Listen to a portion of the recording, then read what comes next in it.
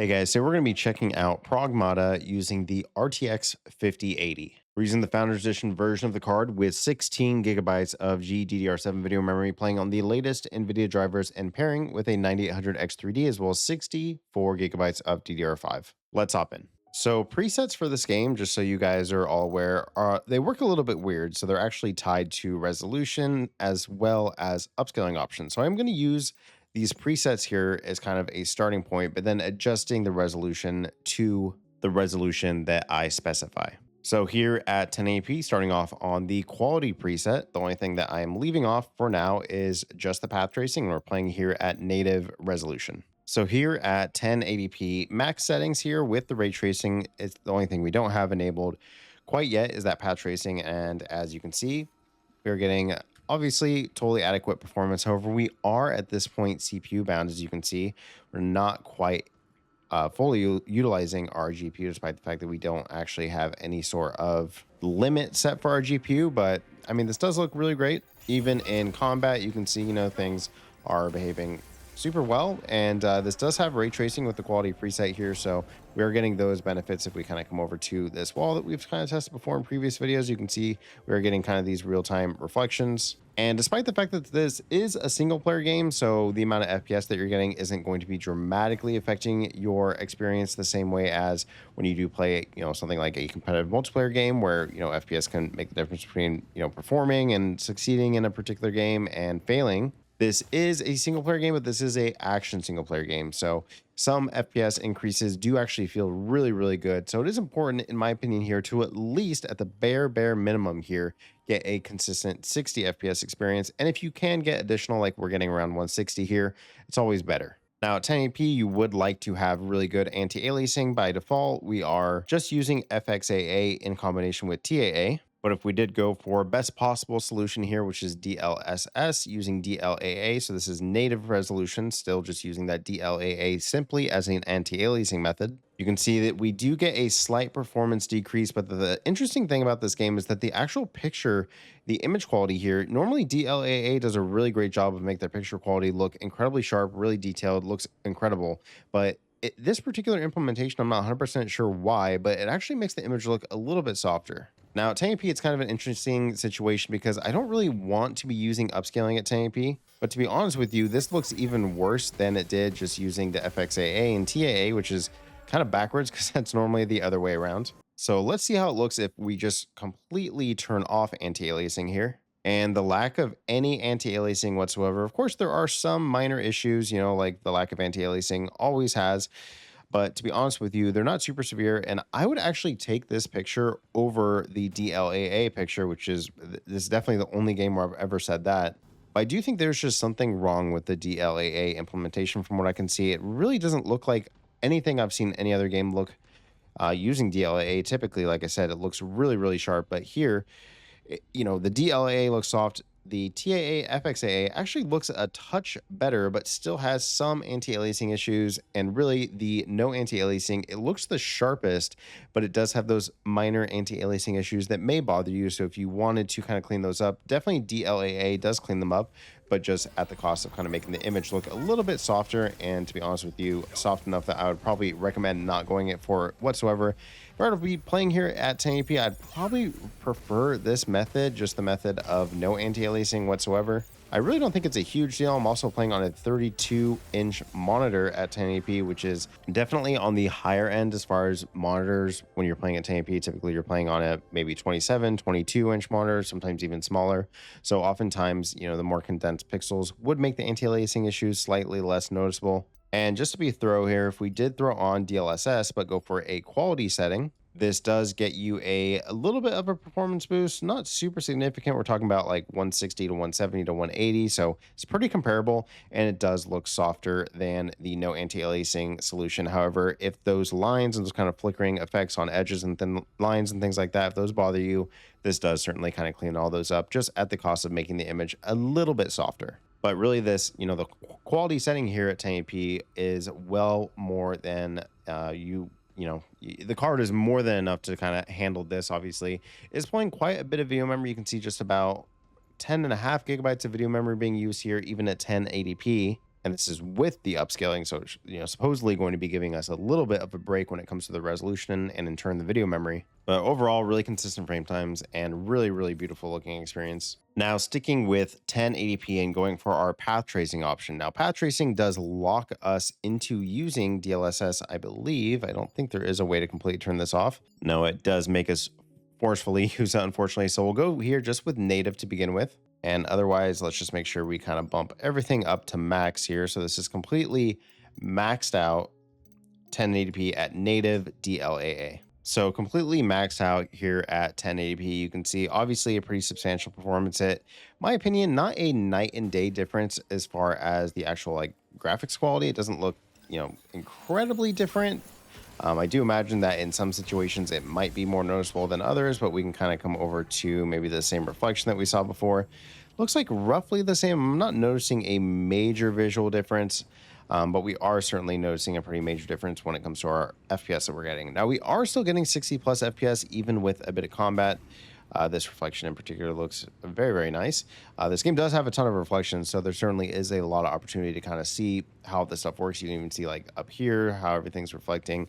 It has like this like really nice sheen to it, so it's very impressive and nice to see. And certainly for a single player game, if you want to kind of turn on every bell and whistle, you certainly can and get a performance experience here, even using DLAA, which unfortunately doesn't look great. And to be honest with you, I didn't really notice a huge difference between DLAA and quality upscaling. So I do want to test the quality, see where we can get. We're sitting right around 66 on our average here, and turning on the quality upscaling now does give us a slight uplift here to right about 100 FPS. And to be honest with you, maybe it looks a touch softer. It's not super noticeable, the difference that we are experiencing here. So if you wanted a little bit more FPS to be a little bit more solidly into that 60 FPS range, you could throw on quality. I don't think you're really going to be losing much when it comes to the the picture quality. I wish there was a way to kind of just run this with no DLAA and just completely raw native, but unfortunately that does not seem to be an option for us. Now, this is really only going to be an issue at 1080p, so that kind of makes it a non-issue pretty much completely, considering the fact that I don't think very many people are using a 5080 play at 1080p. I imagine that most people using a 5080 are at least at 1440p. I imagine if you spend $1,000 on a GPU, you can probably spend a couple $100 on a high resolution monitor. But I am well aware that 1080p is still a very popular resolution for players, given the fact that the Steam hardware survey has a lot of people playing at 1080p, but it also has a lot of people playing on video cards that are incredibly dated and old. So I imagine that if you are kind of like on the cutting edge here with a more modern current generation graphics card, especially a $1,000 graphics card, you likely have a little bit higher resolution of monitor. So don't want to spend a ton of time here at 1080p, but just know if you did want to come here and play at 1080p with completely maxed out settings, you're going to be having a great experience as far as the FPS goes. The only issue that I have here is just the path tracing. Using the DLAA and the quality upscaling here at 1080p doesn't look great. You are going to be probably better off, in my opinion, playing with no anti-aliasing without the path tracing, just given the fact that the image is going to be a little bit sharper. All right, now moving up to 1440p. This is on that quality preset, so then just adjusting it. So this is essentially high settings here. This is with the ray tracing, which I would say here, ray tracing on a 5080 is essential for this game. I do think it's a pretty transformative difference. So this is high settings, native resolution, and I'm going to leave off the anti-aliasing for now and see how that looks. All right, so these high settings at native 1440p, we are using our GPU now a little bit more, obviously, given the fact that we are at a higher resolution, not super surprising, but this is certainly a more GPU bound situation. Pretty similar performance to what we were seeing at 1080p. Not super surprising given the fact that we weren't GPU bound even at 1080p. So pretty similar type performance, using a little bit more video memory. Game obviously just looks a little bit better given the higher resolution. Still getting all these nice reflections and shadows. Game still looks incredibly beautiful. I don't think that this game really requires path tracing. Path tracing is nice, and certainly, you are going to benefit from some of those features, I'm sure, at certain different points, but it's not quite as transformative as, you think of a game like, say, Cyberpunk, where path tracing really is a pretty night and day difference in just how dynamic that game looks when it comes to enabling something like path tracing. Here, it's nice. I'm sure, if we did come to a particular scene, we might notice it a bit more. But the game looks incredible regardless. So I wouldn't really kill yourself to try to, get that path tracing to work. I do think even if you have ray tracing, it's going to look good. And I do have to say here at native resolution with no anti-aliasing, looks really solid. So I also wouldn't really consider DLAA at this point. Again, DLAA might be bugged or something in this game, or maybe the DLAA version that's implemented is just not super great. Getting right around 155 FPS, 1% low at 116. So incredibly performant experience here using just about 12 gigabytes of video memory. Now we have 16 to play with, so not an issue really whatsoever, but really solid performance here. And now that we are at 1440p, I do feel okay going down for a little bit of upscaling. So I'd really recommend going for, DLSS quality as opposed to any of the other anti-aliasing techniques. So DLSS quality here. And this does give you a slight performance increase, pretty slight, nothing super significant here, and is a little bit softer of an image here, unfortunately. So still not super great looking. I do myself just kind of prefer the native picture here, but it doesn't look quite as bad as it did at 1080p. So if you were looking to squeeze just a little bit more performance out of the GPU, you could do that and get a really solid experience here. Just looks a little bit softer than I would like. I'm not 100% sure what model of DLSS this is using. This is on RE Engine, so I thought that this would be preset K. I'll go ahead and back out and throw on our DLSS analyzer to kind of make sure we are on preset K. I do think we are though, so it's a little bit peculiar that it does look a little bit softer than I'm used to these transformer models of DLSS looking. All right, so backing out here, and I'll turn off my cam, and you can see that this is indeed using preset K. So this is that transformer model. For some reason, I don't know, it just does not look nearly as good as these transformer models normally look using DLSS. Regardless, we'll hop in here, and now we are testing completely maxed out settings. So this is including the path tracing, as well as bumping up every other setting here that was on high before. We are now going to max. So this completely maxed out native resolution, DLAA 1440p with path tracing. All right, so even here in the shelter, I think is the name of this area, I think, or maybe shelter or cabin or something like that. Anyways, you can see we are getting consistent frames, but the frame rate, unfortunately, even at 1440p at max settings, is leaving a little bit to be desired.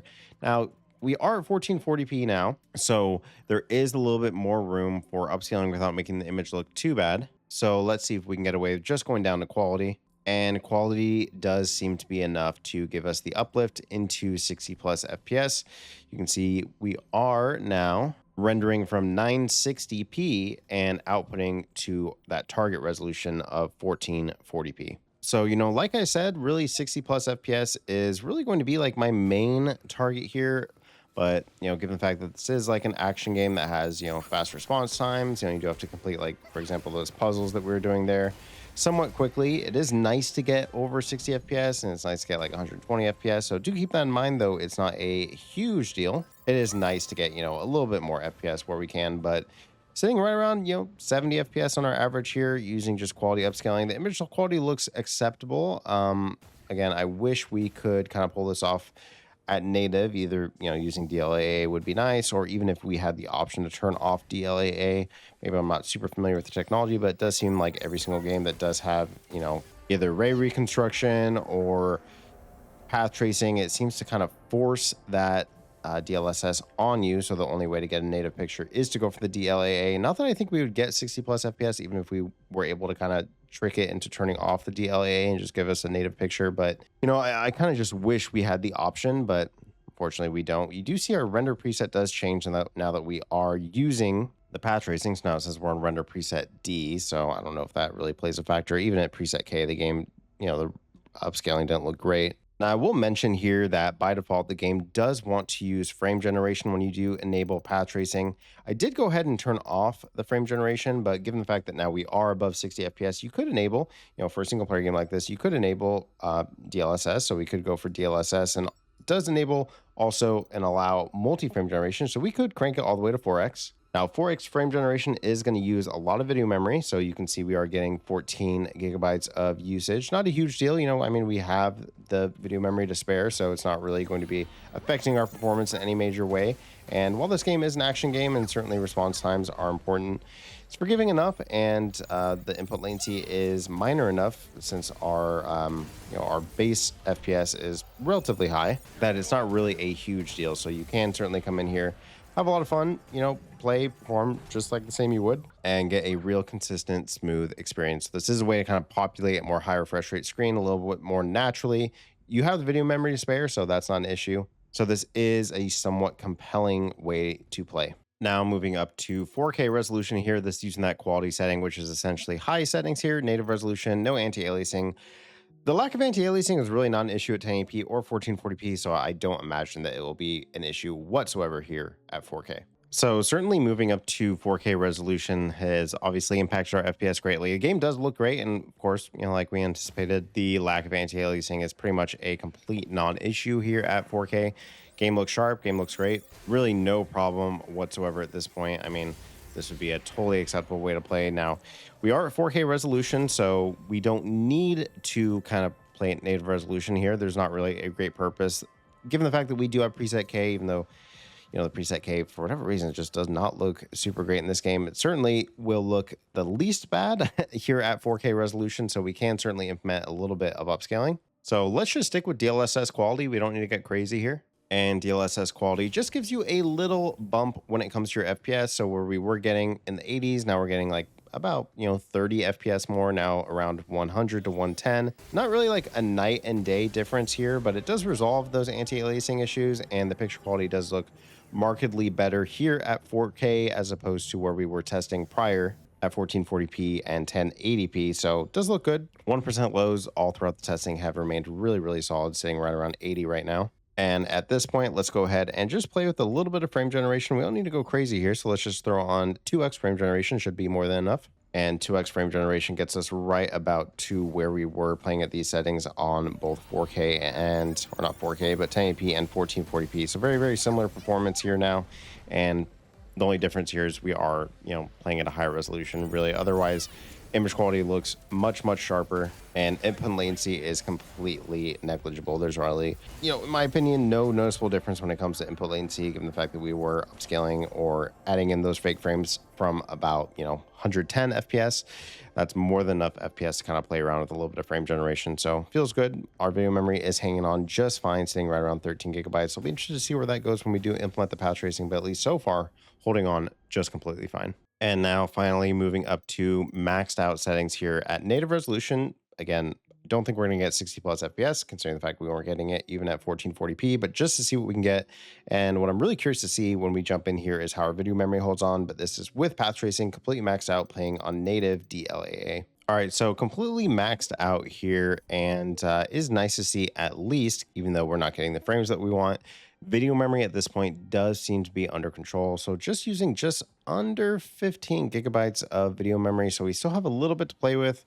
Obviously, around 20 FPS. This is not at all where you'd want to be playing. I mean, I can come in here and kind of somewhat, perform and play the game, but obviously not really a place that many, if any, players want to be at. You can also see that our graphics memory, even though we are under our 16 gigabytes, our processing load is in the red here. So let's go ahead and let's drop down to balanced here. And even balance looks like it is just a little bit more than we can muster here. So it is certainly a significant increase.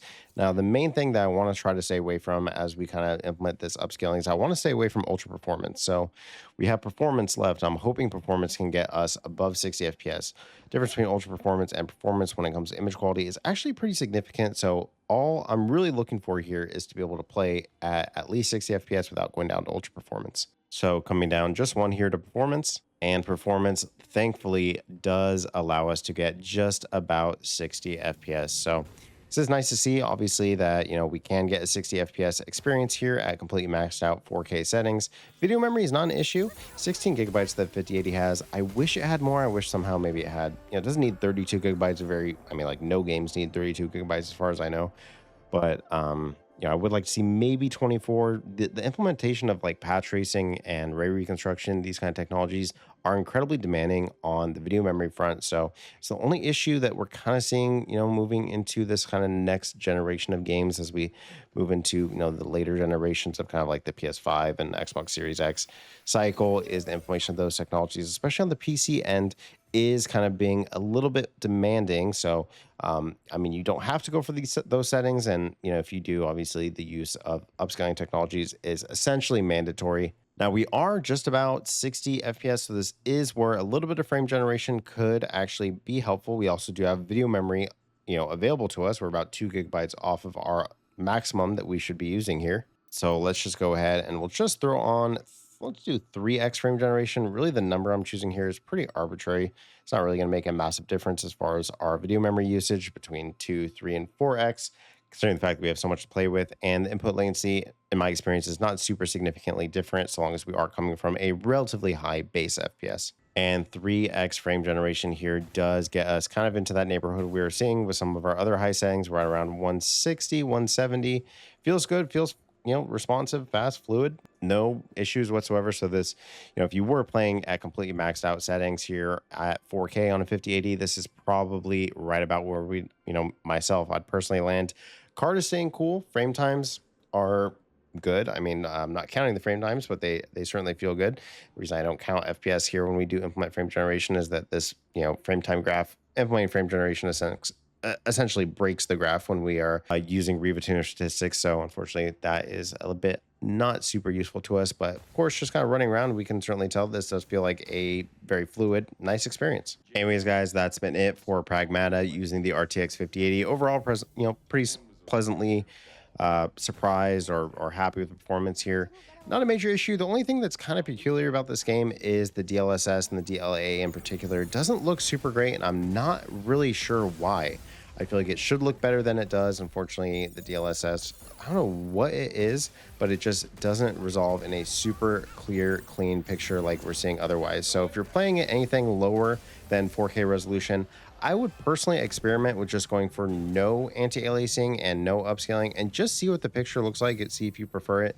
I know myself, I actually do really prefer the experience of playing with just no frame generation and no anti-aliasing, no DLSS. I think the image quality, if you're getting the FPS that you want, the image quality, the sharpness, in my eyes, does look a little bit better. Anyways, guys, that's been it. Thanks for watching. I'll see you in the next one. Bye-bye.